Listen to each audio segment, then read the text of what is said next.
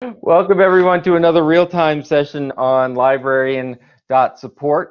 This is the time when we're sort of getting together and talking about and making sense of the world around us as we go, based on the idea that this is a time, while it's a rough time and a hard time, what can we use in a positive way? And we feel that professional development, particularly for librarians who may be working from home or have some time to do it, we want to be there to help support that. And so part of that is having really smart people come hang out and tell us about what's going on. We have the archives available from previous sessions, so please take a look. And we have, at least to the end of April, and it looks like we're going to extend it through May, speakers coming up. So please check that out at librarian.support. We'll be here again Thursday. We're going to be talking about virtual reality and augmented reality in library services, particularly in academic settings. So I hope you'll join us for looking at that. Today, Stuart Hamilton is joining us. Stuart Hamilton is the head of libraries development in Ireland and coordinating Naples information gathering on the COVID-19 situation with libraries in Europe, as well as working with IFLA on global library overview and the national library overview as well. Many might know Stuart Hamilton as the previous Deputy Secretary General of IFLA, where he did a lot of really good work on policy work. Also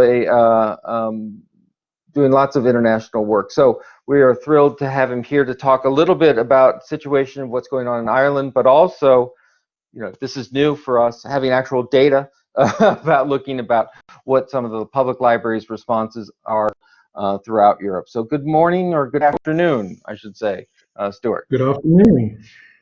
So you're sheltered in place as the rest of us?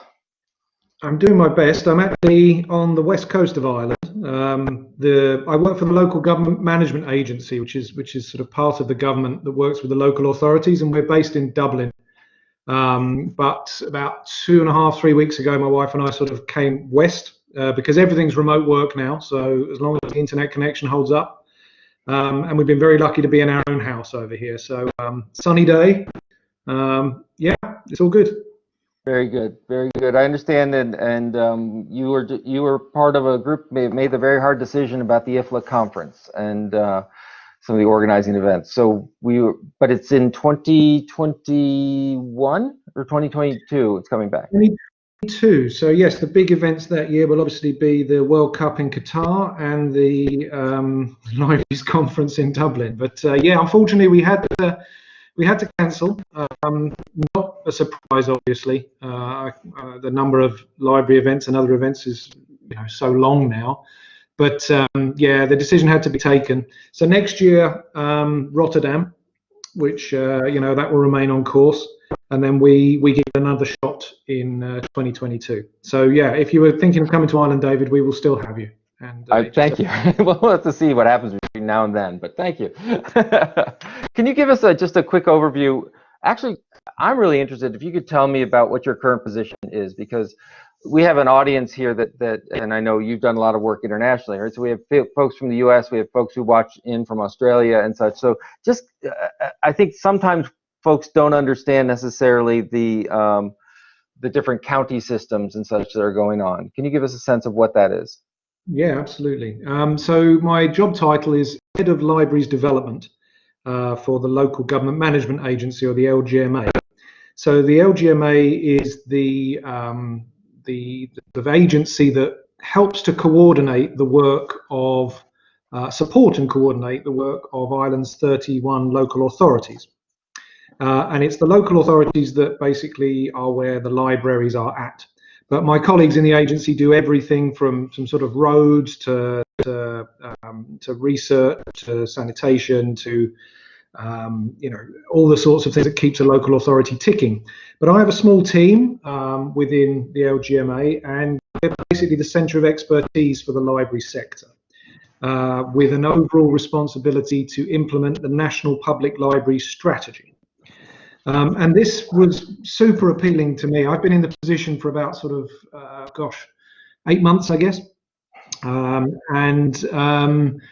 Ireland has a national public library strategy, which is super interesting. It's very joined up. There's 330 public library branches across the country, and a few mobiles on top of that. And they use a single library management system. Everything's joined up.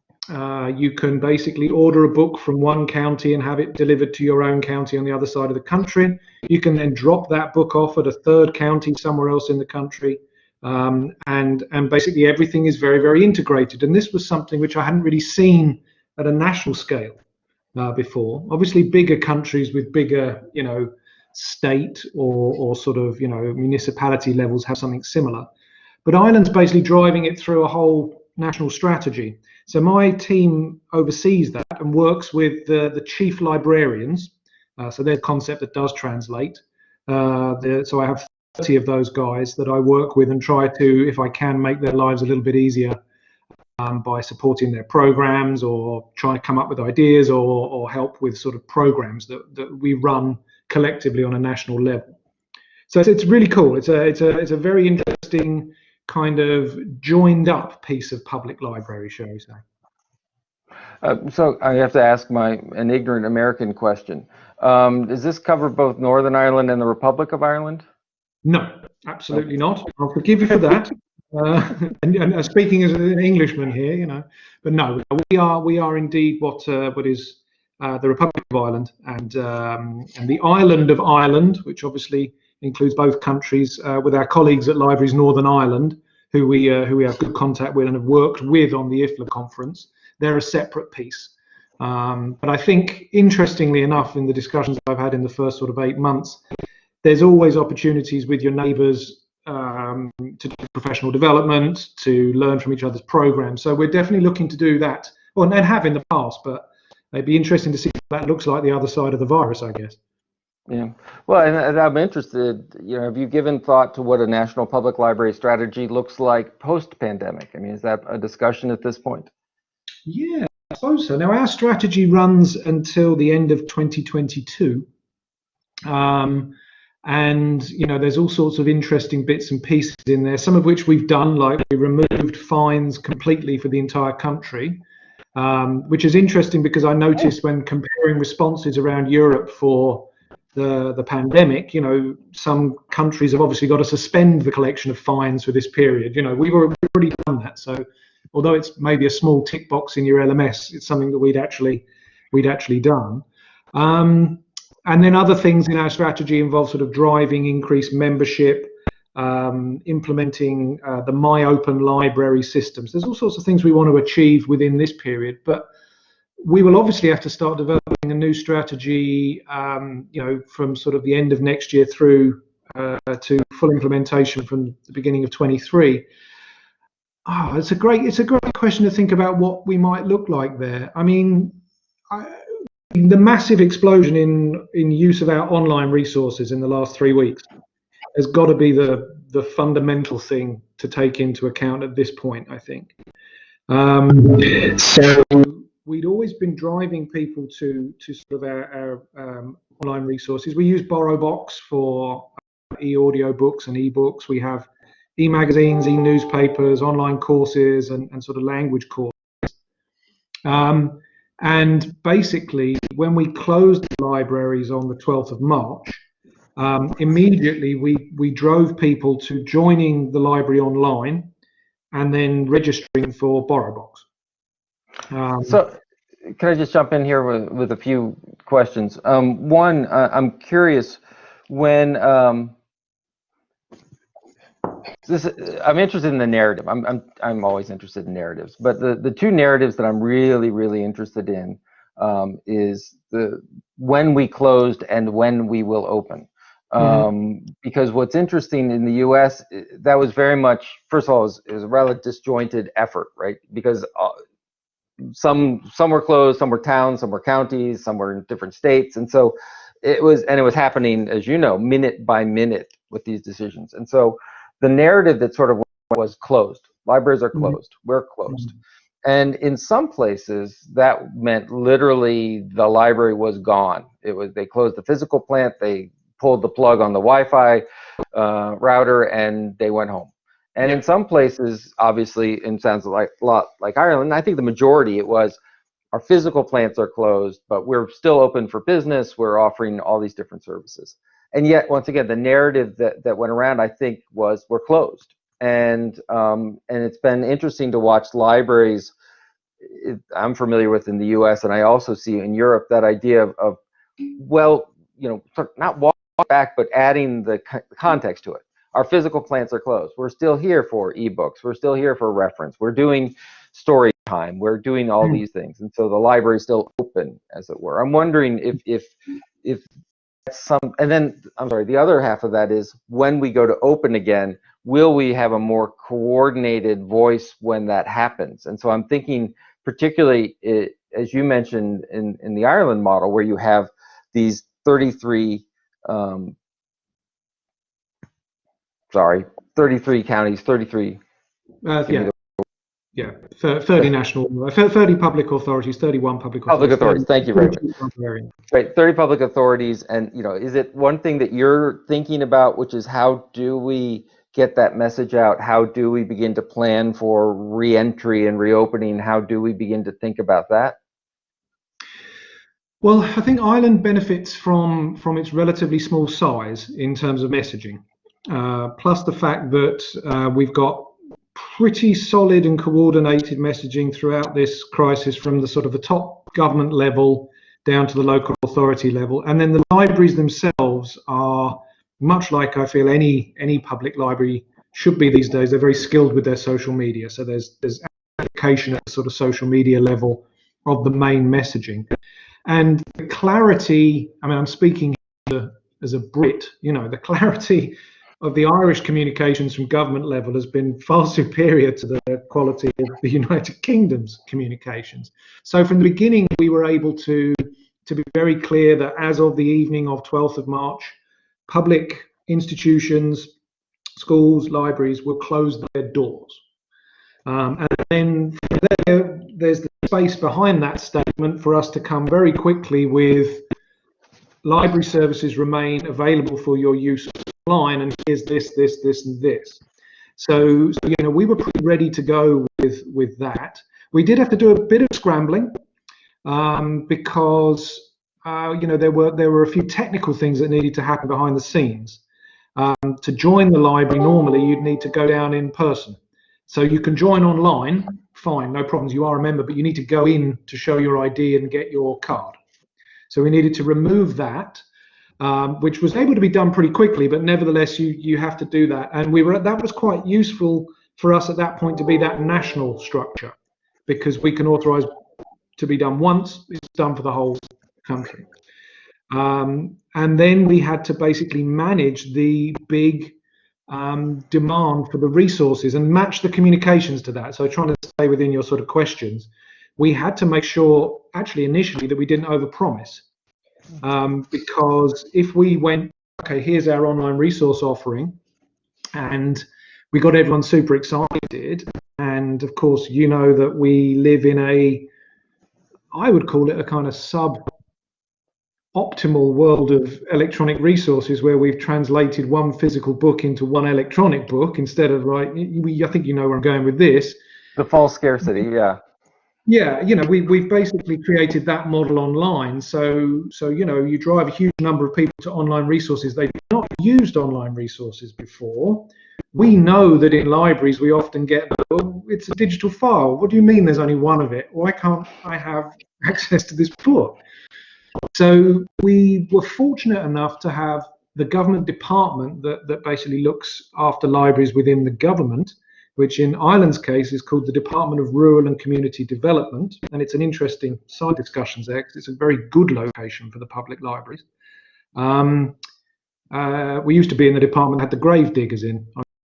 And some kind of classic sort of wherever the library is located. But they understood pretty quickly that we could be in a situation where there wasn't enough supply to meet the demand of online, and they very graciously pumped cash into our coffers to buy more resources.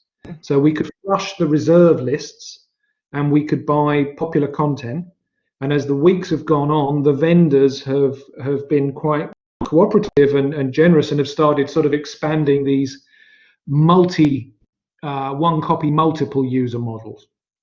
So the communications we've been able to the narrative we've been able to do has been, the doors are closed, we're open to your online needs, and actually come on when the water's really warm and deep instead of, shallow and I can only get Stephen King from 1981 or something. So that's been good.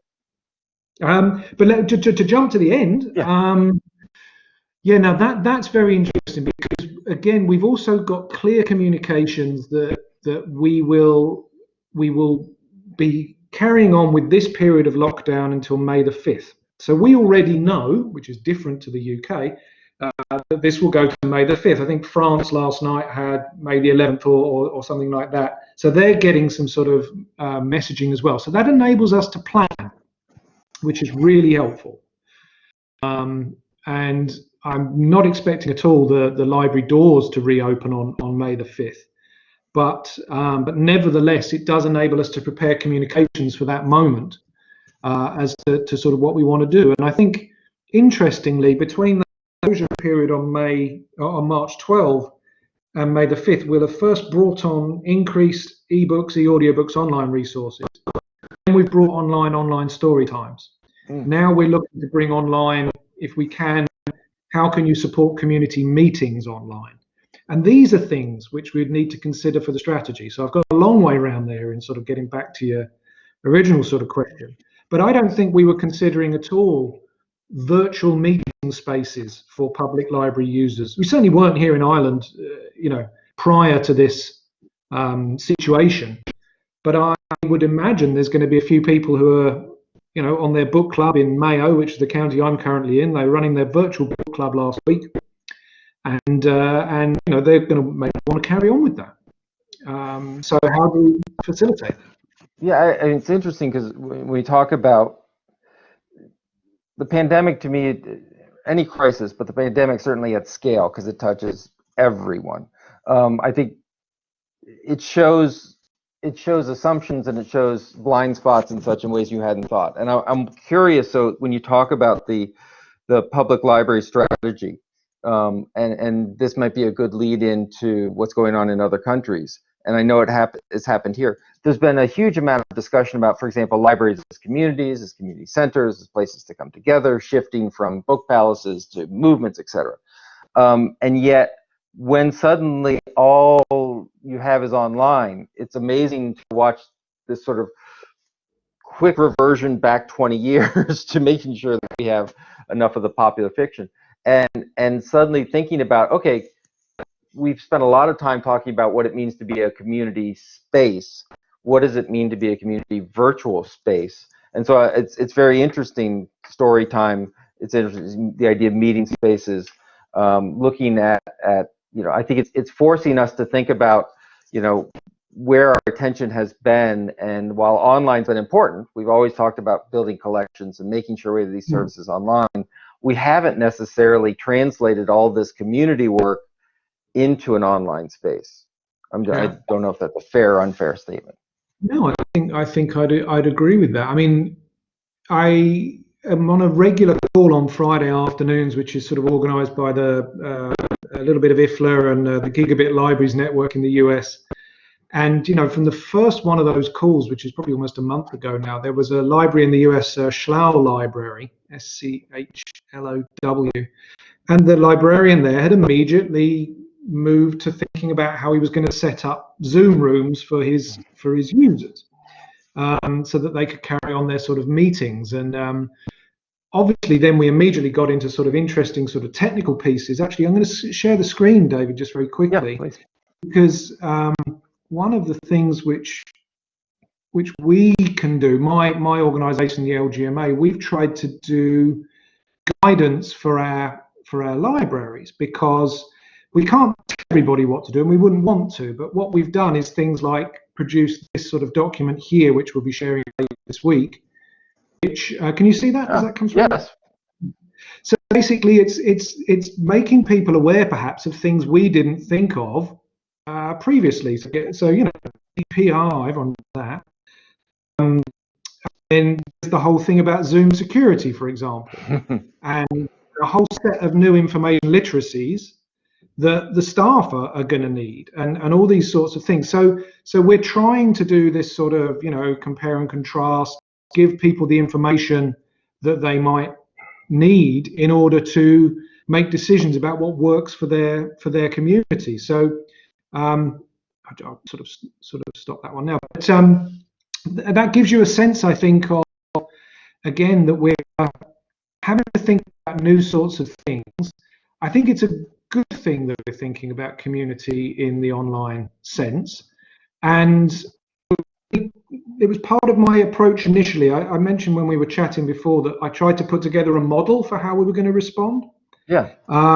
And actually, I don't know if I'm able to. Let's just do this. Show you this. Now,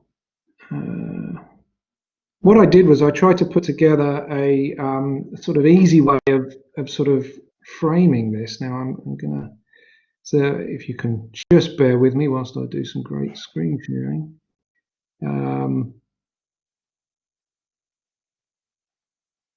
Which one is it called?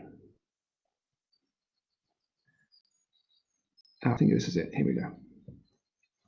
So this is what I kind of came up with, David, which was basically the sort of areas that I wanted the team to prioritize.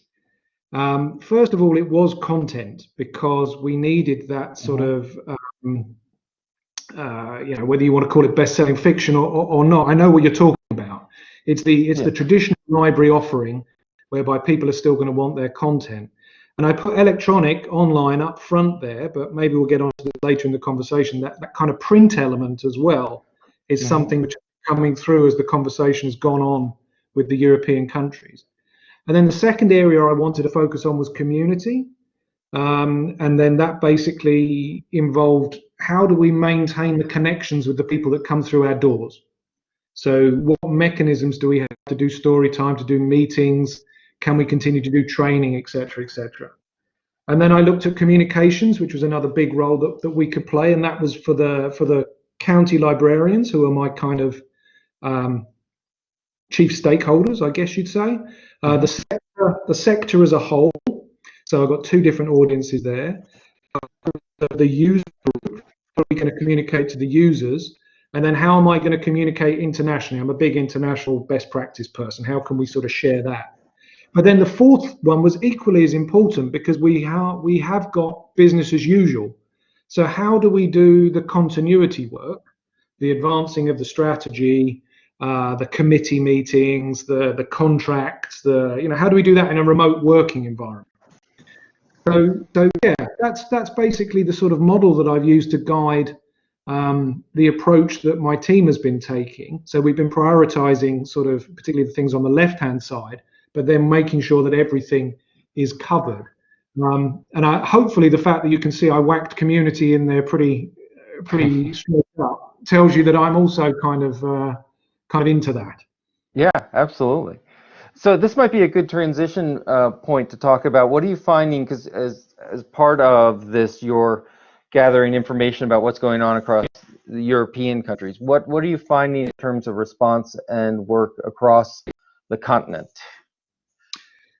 So pretty quickly I went out for a call to the Naples group, and I asked them, what are you guys doing? How is that going? And I used a good old-fashioned sort of Google for this one, and we've got some really interesting sort of information back. So can you see this? I can, yes. We've got about 20 countries in this spreadsheet. I asked them some pretty basic questions to try and make it as easy as possible. Are you closed? Do you have staff in the building? What are you offering while closed? I was very interested in this. What are we doing around quarantining books? Maybe we can get onto that in a second. Also, how you're using social media. Fake news came up in a number of conversations I was having, and whether or not we had a role to play in that. And then basically, a few little bits and pieces for the sort of the other things that are there. So in here, we've got about 20 different countries. We've got all the big players. And this spreadsheet's been sort of updated twice since I put it in. And I will actually, for those who are interested, this is something which we can just whack in the old chat thing here because it's interesting, and I basically made it available for everybody. Let's see if I can go back to the old screen sharing here. And it's all right. We'll add that link to the archive as well, if that's okay. Yeah, please do. I think to get rid of. If I just go back to that, yeah. So what can we see from this? Well, we can see some commonalities for sure, and then we can see people trying to come at the same sort of problems but from different angles. The commonality is most definitely that people have seen the massive shift to online. So pretty much what we were just talking about has been seen everywhere. And then I know that some countries have not been lucky enough to have the support that we've had to get that new injection of content. So there's that sort of trying to find what's available and what's not. And then other countries have opened up previously unavailable resources, like the National Library or the libraries in Norway, and what's the other country? The Czech Republic and Poland. Their national libraries, previously you had to walk into the building to use resources, so you're physically in the building. Another cracking piece of good use of digital information there, so you have to physically go to the building to access it. But actually they've opened up those resources for the country at large. But generally speaking, everyone's seen the big shift to online. Virtually everybody's closed their doors. I think the only country I'm aware of where the libraries are open still is Sweden. And you've probably heard that Sweden have taken a slightly different sort of approach in general to how they're handling the COVID-19 situation. A lot of the libraries, so this, we've used 3D printing across a number of authorities in Europe to print face protection. And that's often been coordinated at quite a high level, particularly here in Ireland it was, and that's been very usefully done. Other stuff which I've seen commonality is everybody's looking to see what professional development is available for staff as well. So librarian support is a good sort of thing.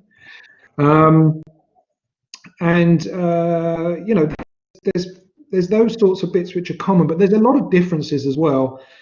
Some countries have had their staff come into the buildings even though they've been closed, and others, like Denmark from the very beginning, didn't have staff in. I was very interested in this from the beginning to try to work out the best welfare for my staff. As the situation changed in Ireland, basically, a couple of weeks after we shut, maybe even a bit quicker, the staff sort of went home. And our staff have actually been reallocated, which you see in a few other countries as well. So they've been reallocated to the crisis parts of the government in contact tracing or helpline manning. So you see this in other countries as well. What I thought was interesting, there's a debate, I think I saw a piece in The Hill this morning about whether a library is an essential service or not. And in most countries it would appear that libraries were not designated essential services, but initially, at least in Croatia, they were very definitely designated an essential service, which I kind of really liked, but then I realised I wasn't the librarian, I had to go in. So I'll have to ask Croatian colleagues about that, but I think they've dialed that back since then, but initially it was seen as essential. And then there's the thing which I've been particularly interested in, is the physical lending. Now this is different everywhere, but it was clear from the beginning that some countries wanted to maintain a physical lending aspect to their work. The first country I heard of this was actually outside of Europe, was obviously South Korea. I think they did the drive-through libraries. So initially there was that sort of model. But out of Europe, I could see that Finland, at some point, Finland, Slovenia, Estonia, Portugal, Germany, Flanders, and Belgium, they've all got variants on a drive-through, pick-up or drop-off, or postal or volunteer delivery model. And then this leads us to then saying, okay, that's good. How do you handle the health and safety? And I did think, I'm going to do another quick screen share here. Our colleagues in the Czech Republic had a very good piece, which I think is here. So they already put together a quick infographic on, how you're going to handle books during this period.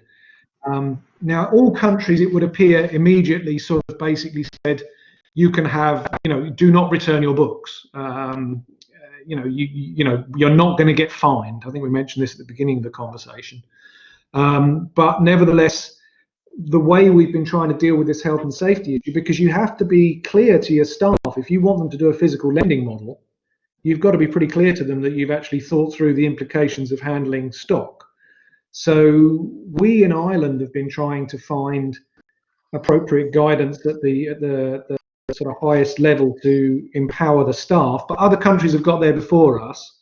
And you can see some interesting stuff. I think the Estonians had partnered with the food delivery services in the country to get books delivered by bike from the people that were sort of delivering hot meals and things like that. And I think what I've been hearing in Ireland, at least, and I don't know what you've got in the States there, maybe you could talk about that, is the longer this goes on, the more such service is being talked about at the management levels of the municipalities and local authorities. You've got to reach your old people who are cocooned and isolating. They're a big chunk of our library users. How do we get to them? So is that happening in the States? There's an ongoing discussion. Some libraries are doing curbside pickup and drop off, so they're keeping the facilities closed, and a lot of them are don't return your books until we're ready to deal with them. But what is highlighted on a broader level is a bit of a disconnect between management and the frontline workers. I was talking with one librarian I know in a large urban library, and they were talking about how at the time when the national government was saying we're closed, go home, stay in home, the library directors were saying we're essential, we're staying open, stay open. And unfortunately, that message was coming from managers working from home to their staff, who was definitely not. And so it's created really interesting conversations between the risks and the work of frontline workers to the managers and their view of it. And I've also heard from many librarians and library directors about different reactions to the closures and stay-at-home work between those who've sort of come through professional library preparation, and those who haven't, staff-wise, in how they look at and approach this from how do we do service, how do we not do service, how do we engage in this, what's our role at this point.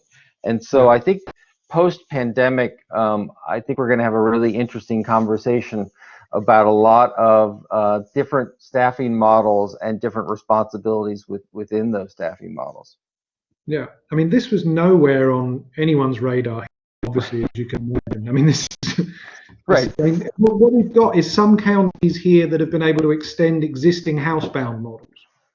So, that's an existing sort of setup. But we haven't got our mobiles back on the road, and mobiles would be quite useful, I think. But you are asking a lot of people in a health and safety situation. Well, and the other thing that you mentioned, the idea of reassignment to different positions, what a lot of librarians, not so much I haven't heard this too much in the States, I've heard this in Canada, and that is the idea that, look, your choice is either a furlough, layoff, or you can go and do this really frontline task. And so there's a lot of concern that the options are either unemployment or going into a higher risk setting. And so that has been one area of conversation that's going on. Yeah. I'm curious, how do we, the U.S. economist who said a crisis is a terrible thing to waste, but what you're talking about, the data you're gathering, as you said, it's relatively informal. We're gathering this data, hear the questions. What do you think we should be putting in place now so that we as a library sector, international library sector, can be learning from this setting, right? How do we do this so that we don't devolve into a series of anecdotes, but we actually have some mechanism to ask the hard questions, to look at what the next crisis look like? What are we learning out of this? Well, I suppose there's a couple of things. There's almost the operational and then there's the more, I don't know if we want to call it legislational or rules-based, but certainly at the operational level, there's the kind of muscle memory of what we've been doing for the last sort of 4 or 5 weeks. There's been a steep upward learning curve in how to do remote work for library staff. So we don't want to be letting go of that, because I think that's a very valuable sort of experience. Yep. And how the intersection of not being in your library building, the association we had as staff with the library building being the building, with being the library building being the service. Right. Trying to remember how we actually made the service during this period, and then carrying that through in a series of learnings for the next thing is very, very important. So whether that is things like the physical lending service, or how we do an online activity in a community sense, there's those kind of procedures around that, which I don't think we can afford to lose, and I think that needs to go into our sort of thinking forward. There are some elements when it comes to rules-based and things like that, like health and safety underpins that. I don't want to have to spend next time around 2 and a bit weeks trying to find the right person in government to sign off my protocol on handling library materials. So that needs to be ticked off and moved forward, that we actually have those sorts of things. But then I draw attention to something which really needs to be learned for the next stage, which is around the governance of online information, particularly around copyright, I think. And that, I think, I've worked for many years across all different library sectors, and until sort of ebooks around, copyright doesn't intrude too pointedly into the public library sector. I'm kind of oversimplifying, but basically it's my colleagues in academic and national settings that basically have more licenses to negotiate, or more sort of pieces to do. Once ebooks arrive in libraries, obviously public librarians had to start getting closer to that. But now it's interesting that I've been contacted a lot by colleagues here in the last 3 weeks on the front line, on the ground, saying, can I read this story? Am I allowed to read Neil Gaiman's book in the library, record it and put it out on Facebook? And that's been a whole area of discussion for the last 2 or 3 weeks that I think we really do need to learn from for the next, hopefully not the next, but you know what I mean, for the next phase. And I think that the actual concept of a state of emergency for digital information needs to be considered. And frankly, if you're looking for criteria that you need to tick off to get to that state of emergency, this would be a very good example. Yeah. Yeah, it's a good example. So I think it would be difficult to argue that this wouldn't meet the criteria. Sorry, go on. Oh no, in the U.S., so the Internet Archives, Brewster Kahl's group, has what they're calling their emergency digital library. I may be getting the actual name wrong, but for many years they've had digital ebook content that they've worked with libraries to loan out, and it's very much based on U.S. copyright fair use interpretation, which is if you have a physical copy of it and you make a digital copy of it, you're probably okay if you follow certain restrictions. So they have this huge collection of digital objects, and what they said was, hey, it's a crisis now. We're making them all available. Come loan and lend, and we're not going to play that game anymore. And I think right before we started, you used a phrase about who's going to sue you over this. Well, I think they might be more willing to sue Brewster Kahl, and so some of the publishers are not happy about it. But it is true that I've seen in Italy. In Italy, they're sending around petitions to make COVID-19 data and databases and medical articles and medical databases freely available to the community that may not have access to it because of a national emergency. And I believe you said just today, is it IFLA has put out something along those lines? Let me get this up. This is yes, this is breaking news, I guess. This is one of the most coordinated responses yet. Although I have to say that certainly IFLA and other national associations have been doing some stuff on this. But this is from LIBA, which is the Association of European Research Libraries. This has been the result of a good sort of 10-day period of drafting. And yeah, this is basically copyright law action to support distance learning and research. And here we have an explicit call on the Commission and the member state governments to basically free up access to this digital information. And this is. One of my friends was involved in sort of drafting this, and he did see, I think in UK copyright legislation, there was some sort of emergency situation opt-out, but it doesn't exist at European level. So, at public libraries, which is obviously where I'm coming from here, and we're maybe talking about more, you've got story time. That's extremely important. But public libraries often, at least in Ireland, but all over the place, play a huge role in their connections with local schools and the support to education up to the age of 18, whether it's class visits for reading stories when you're younger to supporting learning, so 11 to 18 or whatever. And what we can see in some countries, and actually I'm switching back to the US here, which is my experience from the Gigabit Libraries call, is that in this period, switch to a okay, kids, all of your education is now online. We're going to be doing your and we're not talking about university students who are already accessing online databases.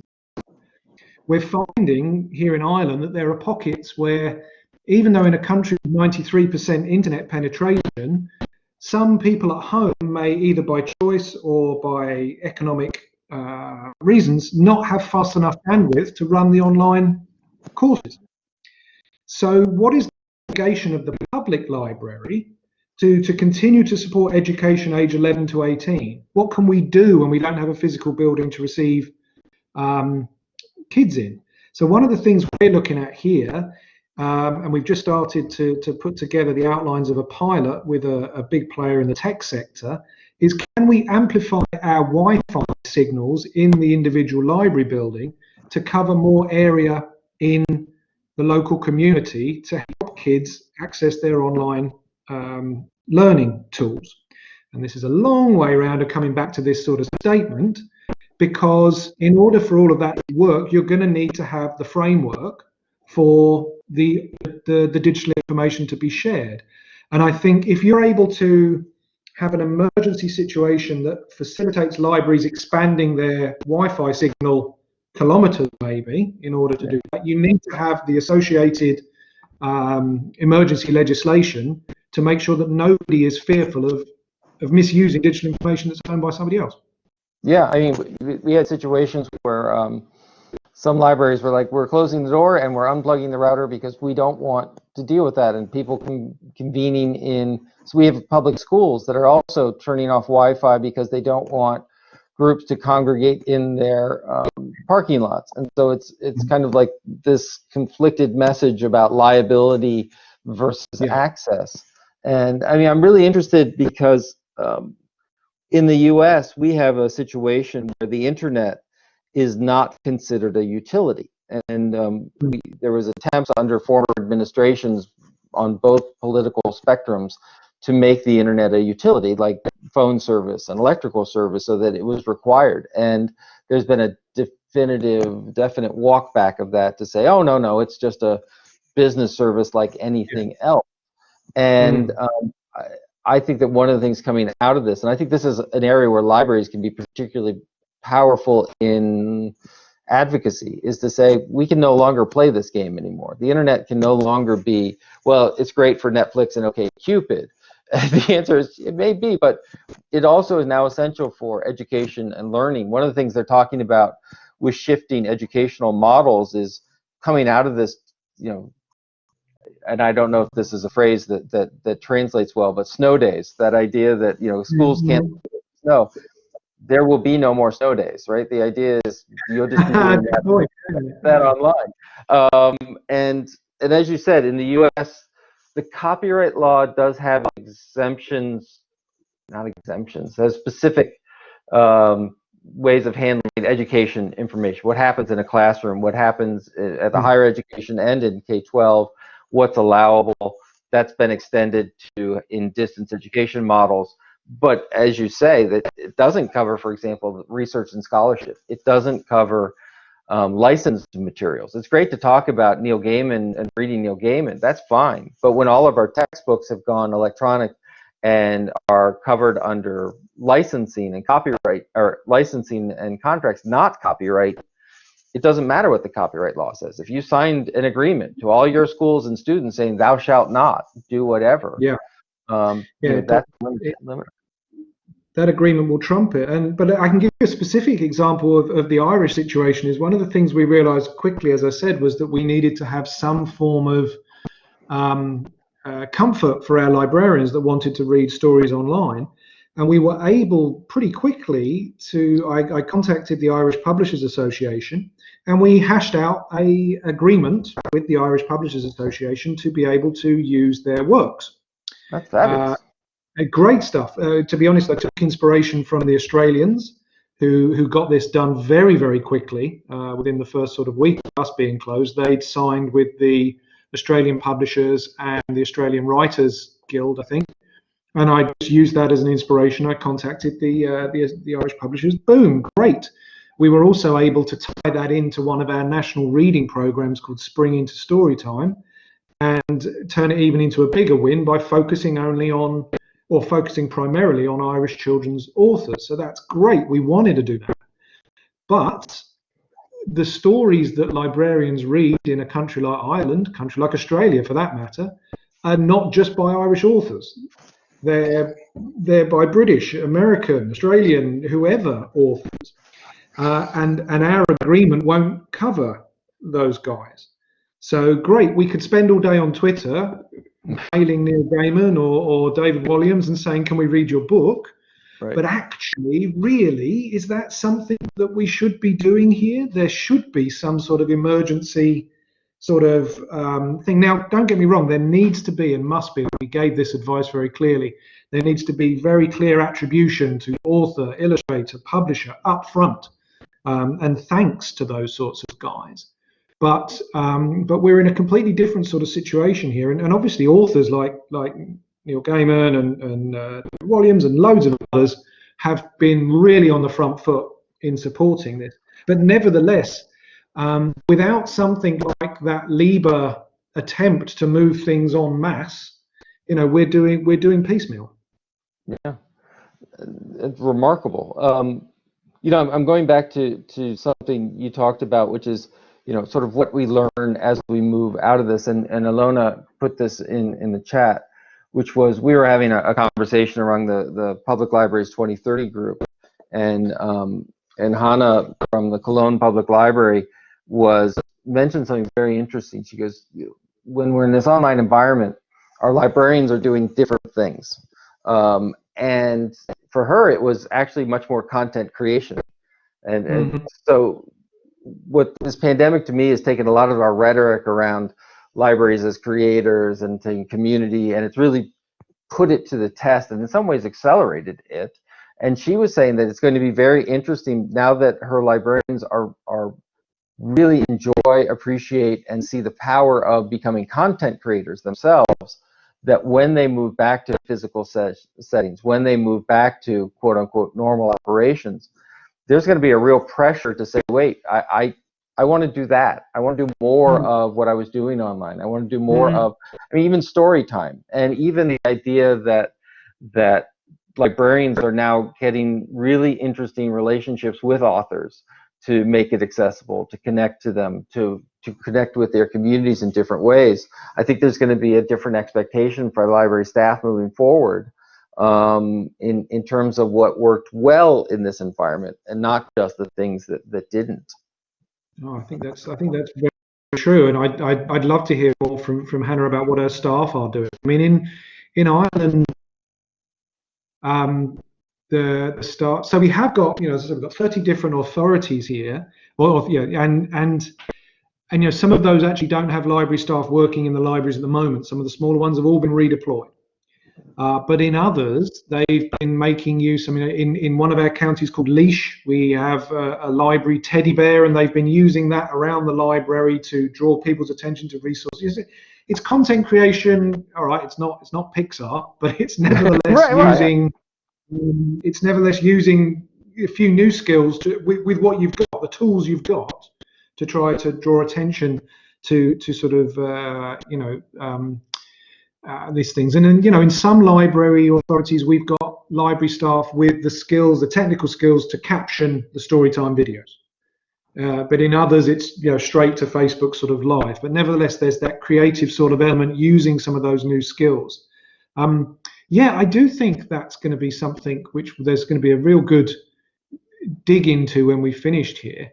What I think, without bringing up the spectre of rights again, is that if you start creating content out of content and then putting it out online, you're then also going to run into requests for remuneration and various bits and pieces from the collecting society. So there will be maybe a panel session on that in our conference on libraries as creators, I'm sure, librarians as content creators. Well, it changes. I'm looking at, in the academic setting, a lot of professors who never thought about online are suddenly teaching online, and it's leading them to different realizations than they had before. And one of them is quality. So I don't think it's picking on. We have a sister school in journalism and mass communications, and we, in the Library of Science, we've been teaching in South Carolina since the mid '80s in online. And so it was interesting that when suddenly these folks teaching advertising and public relations and journalism had to go online, I think one of the bigger concerns, wait, all I have at home is a webcam. I don't have a studio. Yeah. I don't have, a teleprompter. I don't have, and they're now discovering that's okay. And so I think that idea of, the bar that people see as content creators has always been low, but they've realized now that, just connecting in. We had Valerie Bird Fort talking about story time last week, and she was talking about the importance of having your local librarian do it, not just, well, here's LeVar Burton reading and here's that, right? Because it creates this connection, and sort of the lo-fi way of connecting is they're still very powerful. It's remarkable. I don't know how it is over in Ireland, but in the US, it's the nightly news is a Skype ad. It's just everyone's Skyping in, and so people are realizing they can still get content and such with the tools they have at hand. And so that notion of what it means to be a creator, I think this is another situation where it's becoming very real to people because they have to be in that situation now. So what are you going to do, or what happens in the LIS education sphere? Because the guys and girls who are coming into our profession now are, particularly, not people who are switching professions, but let's say the youngest cohort have grown up using digital media anyway, creating their own sort of content. And we want to see that come through, don't we? We want to see that come through into the profession, I think, against that sort of background. So are we also going to be teaching that in LIS? Are we already, that content creation in this new, informed by the context of the last few weeks? And I think that's a real fascinating one to look at. And we did a communications campaign for the libraries in February. A national advert that was in cinemas and all over social media. It really increased our memberships quite substantially. And we used only library staff as the actors in the ad. And I got to meet a lot of the younger people that were actually working at our libraries, and the older ones too. And they are all really keyed into social media content creation.